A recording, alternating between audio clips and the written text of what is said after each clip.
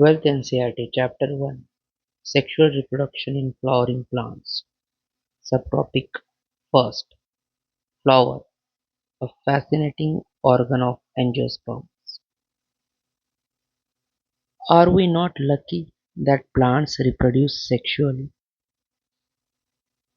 आपण खरंच नशीबवान आहोत. वनस्पतीमध्ये लैंगिक प्रजनन होते, नाही का?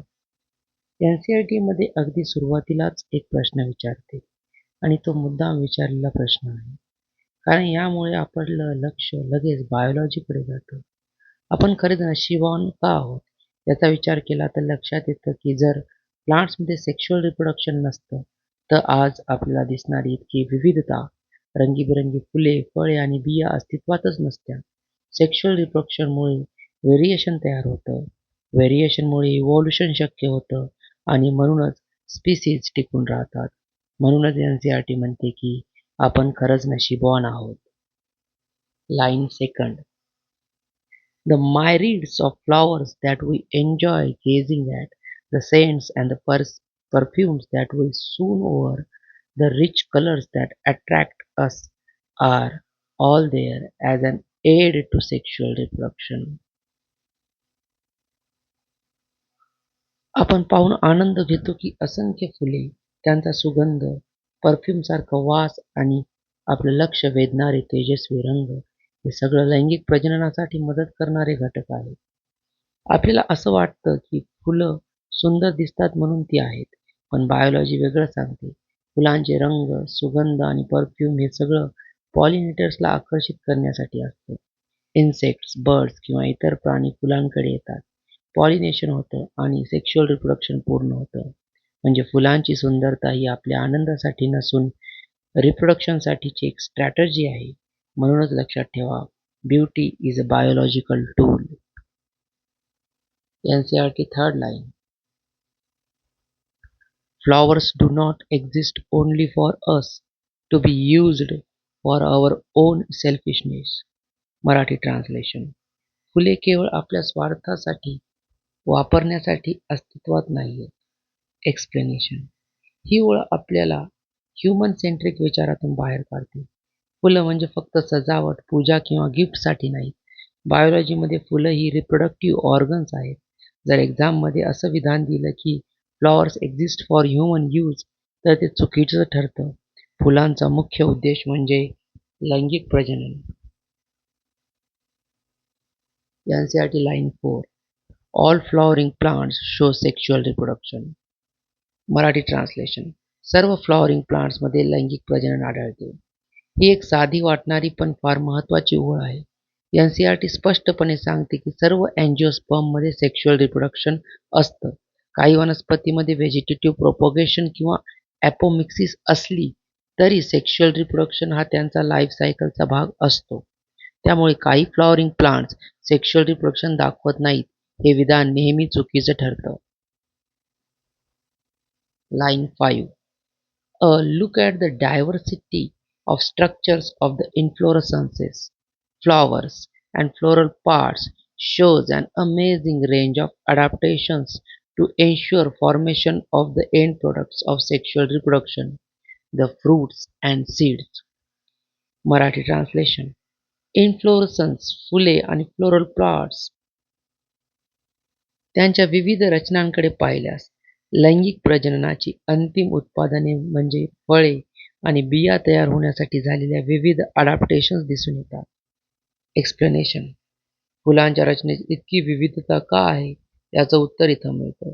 वेगवेगळ्या प्रकारच्या इन्फ्लोरसेन्सेस, वेगवेगळ्या आकाराची फुले, वेगवेगळे फ्लोरल पार्ट्स हे सगळे एका उद्दिष्टासाठी आहे, successful reproduction.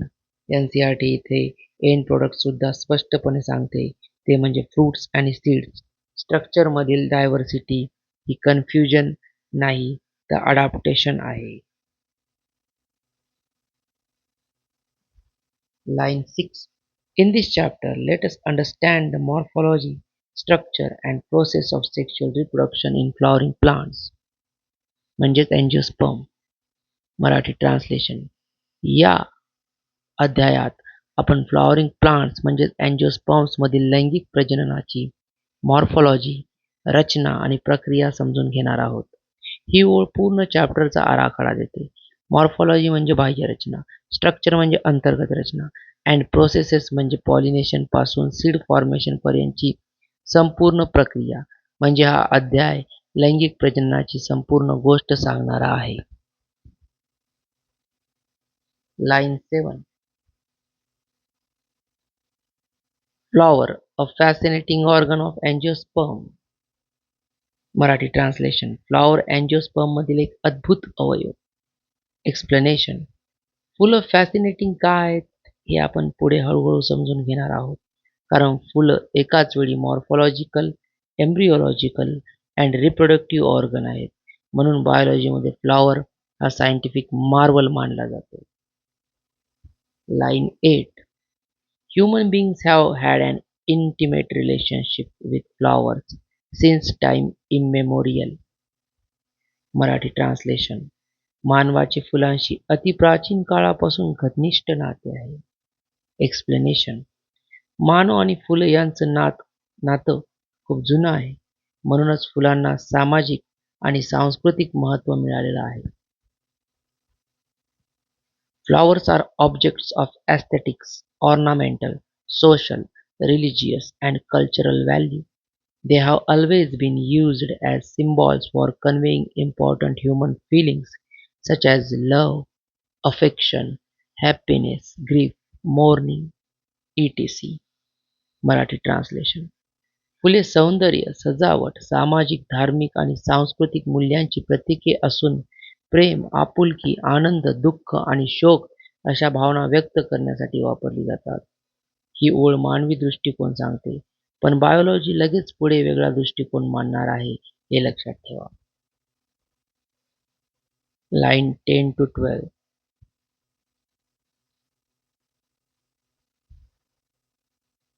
Activities exam oriented night. Floriculture म्हणजे फुलांची लागवड व व्यवसाय. Line 13. To a biologist, flowers are morphological and embryological marvels and the sites of sexual reproduction.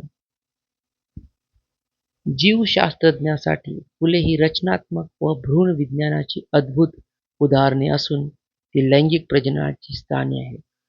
Explanation. बायोलॉजिस्टसाठी फुलं म्हणजे डेकोरेशन नाही. मॉर्फॉलॉजी म्हणजे परफेक्ट रचना, एम्ब्रिओलॉजी म्हणजे गॅमेट अँड एम्ब्रिओ डेव्हलपमेंट आणि सगळ्यात महत्त्वाचं म्हणजे फ्लॉवर हे सेक्शुअल रिप्रोडक्शनचे साईट आहे. ही ओळ नीटसाठी खूप महत्त्वाची आहे. Line 14-15. In earlier classes, you have read the various parts of flower. Figure 1.1 will help you recall the parts of typical flower. फुलांचे भाग आधीच शिकलेले आहेत आणि पुढे डायग्राम फार महत्त्वाचा ठरणार आहे. Line 16. Can you name the two parts in a flower in which the two most important units of sexual reproduction develop? Marathi. फुलातील कोणते दोन भाग आहेत ज्यामध्ये लैंगिक प्रजननाची दोन सर्वात महत्त्वाची एकके विकसित होतात? एक्सप्लेनेशन. मेल साईडला अँथरमध्ये पोलन तयार होतात आणि फिमेल साईडला ओव्हरीमध्ये ओव्ह्यूलमध्ये एम्ब्रियो सॅक तयार होतो. त्यामुळे अँथर आणि ओव्ह्यूल हे सेक्शुअल रिप्रोडक्शनचे सर्वात महत्त्वाचे भाग आहेत. रिव्हिजन. फुलं ही केवळ सुंदर नसून सेक्शुअल रिप्रोडक्शनसाठी असतात.